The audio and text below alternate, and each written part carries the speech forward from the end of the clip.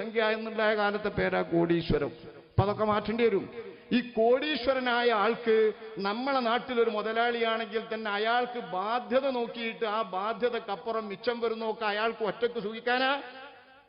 അത് പറയുമ്പോൾ ഇസ്ലാമിന്റെ ആളുകൾ പറയും ആ 2.5% സക്കാത്ത് കൊടുക്കുക, അത് കഴിഞ്ഞാൽ അയാൾക്ക് ബാധ്യത തീർന്നു, ഫർദ് തീർന്നു. 2.5% സക്കാത്ത് തീരൂല. 2.5% സക്കാത്ത് കൊടുത്ത് തീരുന്ന ബാധ്യതയല്ല ഈ സമ്പന്നന്റെ മേലിൽ അല്ലാഹു തആല വെച്ചത്. പിന്നെന്താ വെച്ചത്?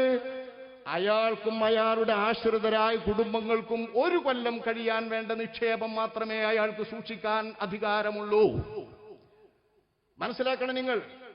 ഇമാമുന ശാഫിഈ റളിയല്ലാഹു അൻഹു വ്യക്തമാക്കി തരുന്ന നിയമപ്രകാരം സമ്പന്നനായ ഒരാൾക്ക് തന്നെ ആശ്രയിച്ചു കഴിയുന്ന അവന്റെ നിർബന്ധ ബാധ്യതക്കാരായ ആൾക്കും തനിക്കും 1 കൊല്ലം ജീവിക്കാൻ വേണ്ട വിഭവമേ ഒരു കാലത്ത് ഒരു സമയത്ത് അയാൾക്ക് നിക്ഷേപമായി സൂക്ഷിക്കാൻ പറ്റൂ.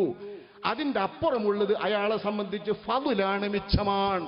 ആ മിച്ചത്തെ നാട്ടിൽ ദരിദ്രരുടെ ദരിദ്രം തീർക്കാൻ, നാട്ടിൽ കുടുങ്ങിയവരുടെ കുടുക്ക് തീർക്കാൻ, നാടിൻ തന്നെ മുഖച്ഛായ വികസനവും നടത്താൻ അനിവാര്യമായ ഭാഗത്തിലേക്ക് ചെലവഴിക്കൽ അയാളുടെ മേൽ നിർബന്ധമായ ബാധ്യതയാണ്.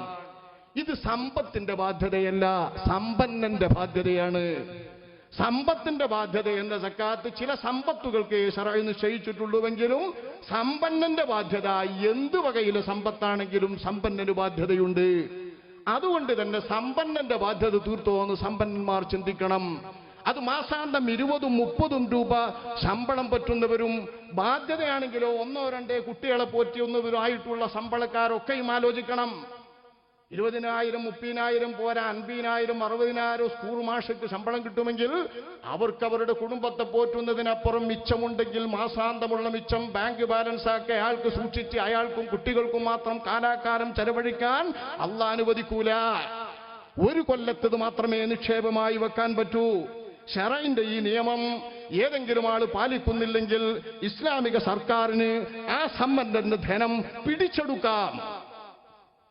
നിങ്ങൾ പിടിച്ചെടുക്കല്, മിച്ചഭൂമി പിടിച്ചെടുക്കാറുണ്ട്, അത് നമ്മൾ നാട്ടിൽ കേട്ടാണല്ലോ. അതിന് നിയമം പറയല്ല.